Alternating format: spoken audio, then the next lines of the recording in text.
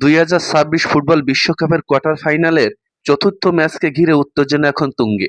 আগামী 12 তারিখ রবিবার সকাল 7টায় শক্তিশালী সুইজারল্যান্ডের মুখোমুখি হবে বর্তমান চ্যাম্পিয়ন আর্জেন্টিনা।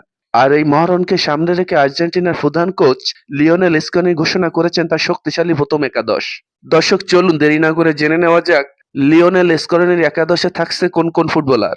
গোলবারের নিচে আস্থার প্রতীক হিসেবে থাকছে এমিলিয়ানো মার্টিনেজ। বড় ম্যাচের অসাধারণ সেভ এবং দুর্দান্ত আত্মবিশ্বাস দিয়ে তিনি দলের শেষ ভরসা। রক্ষণভাগে থাকছে Nahuel Molina, Cristian Romero, Nicolas Otamendi এবং লিসান্দ্রো মার্টিনেজ।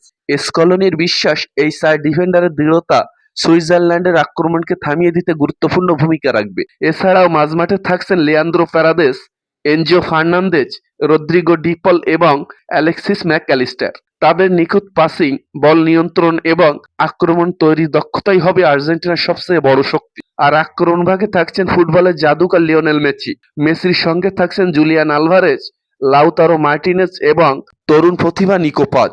প্রতিপক্ষের রক্ষণে ঝড় তোলার জন্য প্রস্তুত এই চার তারকা ফুটবলার।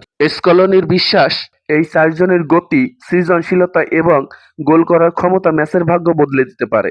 তবে সংবাদ সম্মেলনের শেষে স্কলনি সতর্ক বার্তাও দিয়েছেন। তার মতে সুইজারল্যান্ড কোনোভাবেই সহজ প্রতিপক্ষ নয়। তারা অত্যন্ত শৃঙ্খলাবদ্ধ, শক্তিশালী এবং সুযোগ পেলেই ম্যাচের মোড় ঘুরিয়ে দেওয়ার ক্ষমতা রাখে। তাই একটি ভুলও এনে দিতে পারে আত্মপরাজয়ের স্বাদ। এখন ফুটবল প্রেমীদের একটাই অপেক্ষা, এই হাই ভোল্টেজ লড়াইয়ে শেষ হাসি কে হাসবে। সো প্রিয় ভিউয়ার্স, আপনাদের মতে এই হাই ভোল্টেজ ম্যাচে কোন দল জিতবে, আর্জেন্টিনা নাকি সুইজারল্যান্ড?